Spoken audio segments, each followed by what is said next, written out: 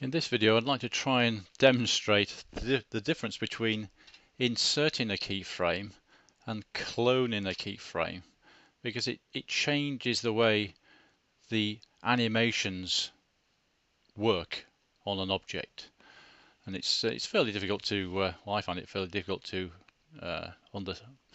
to put across, but maybe by demonstrating a couple of things we can try and work out the difference between the two ways of working.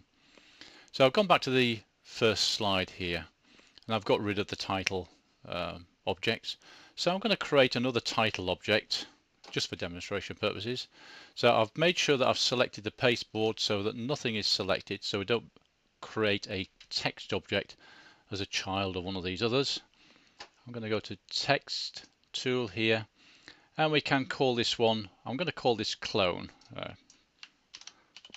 So all of the animations I'm going to create for this is going to be by cloning the keyframes, and I'm just going to select clone or type in clone here, so the name appears as clone here.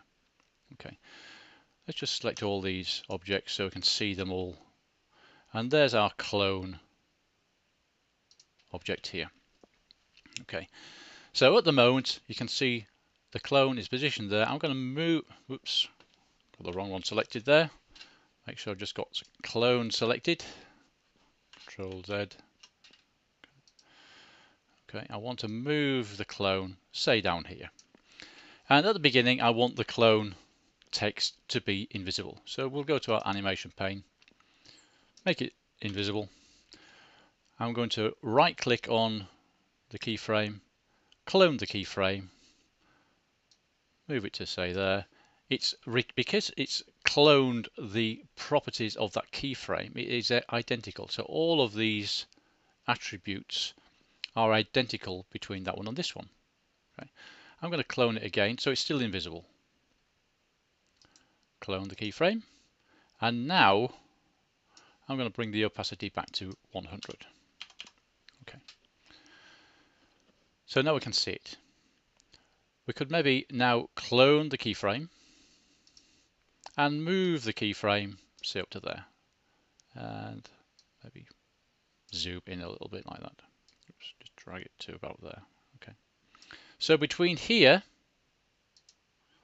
and here, we have a zoom effect. Okay, and the opacity is still 100. Maybe you want to spiral the text away. So I'm going to clone the keyframe, move it over here.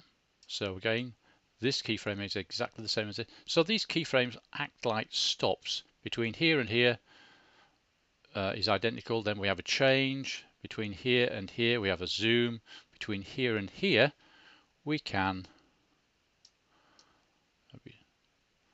just so we can see something happening, and clone the keyframe, and we'll fade it to nothing.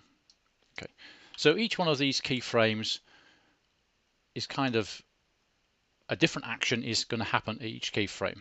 So I'm going to press play. So it should start appearing here. There it is. Now it moves to here. Now it spirals to here, and it fades out. Okay. So let's try this without cloning keyframes so much. I'll still do a couple of cloning keyframes. Nothing is selected. I've clicked on the pasteboard, select the text, and we'll call this add.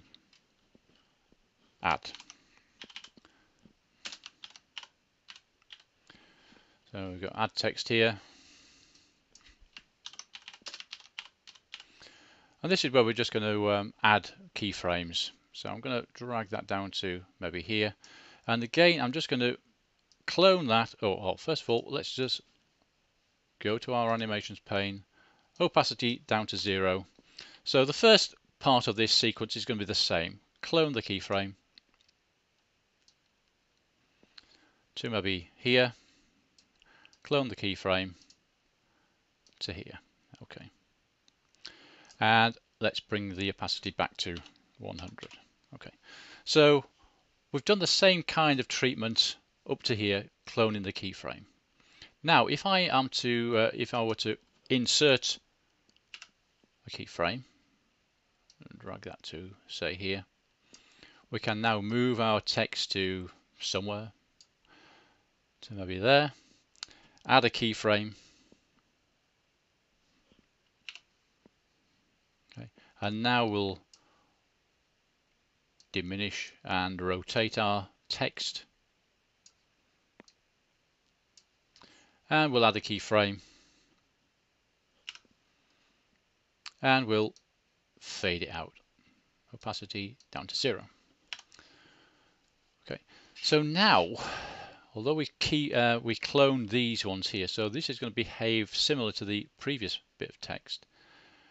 Because we haven't cloned these next keyframes, what tends to happen is between here and here we'll get an amalgamation of the different effects applied at here. Let's just demonstrate it. So we can see the other text, the other text here. So that's the cloned one, okay. But now, see this one here? This is the one that we just created. Instead of these keyframes saying, right, between here and here we're going to do this, between here and here we're going to do this, between here and here, because we just inserted keyframes, between here and here we've got an amalgamation of all the actions that were created between the two. Okay, so you can combine insert keyframes and clone keyframes to create different effects. And if let's go to clone, we also have abilities to modify. See, like that, we got pan and zoom. We can add modifiers, animation speed, we can accelerate, we can smooth, animation speed, smooth. So we can change the way the different animations are applied at different keyframe times.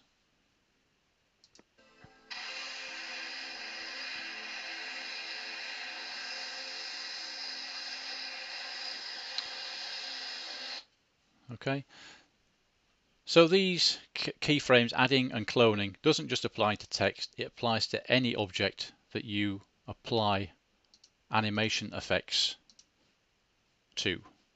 Okay, just click on the keyframe, so we've got these. And you can actually add in the text, you can type in effects down here. Or if you've got an effect applied to another object, you can copy the